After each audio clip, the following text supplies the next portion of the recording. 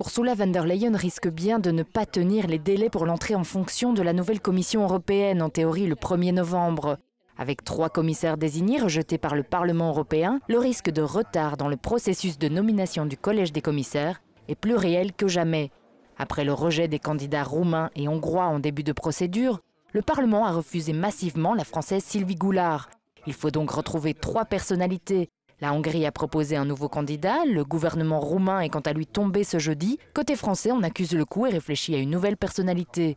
Dans tous les cas, le processus d'approbation qui s'ensuivra au Parlement risque bien de prendre plusieurs semaines. On ne peut plus prendre pour acquis qu'Ursula von der Leyen deviendra la prochaine présidente de la Commission européenne. Son équipe doit être approuvée par une solide majorité du Parlement. Or, à l'heure actuelle, Mme von der Leyen n'a pas d'équipe, elle n'a pas de majorité en faveur de son agenda politique.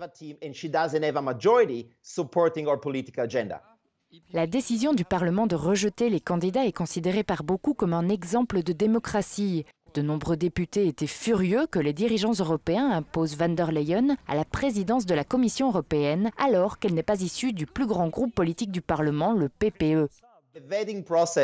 Le processus de validation nous a donné un aperçu de ce qui pourrait se passer au cours des 5 prochaines années. Le Parlement doit être écouté. Les chefs d'État ou de gouvernement doivent se rendre compte qu'ils ne peuvent plus imposer de nom ou d'agenda politique sans le soutien du Parlement et d'une majorité d'eurodéputés.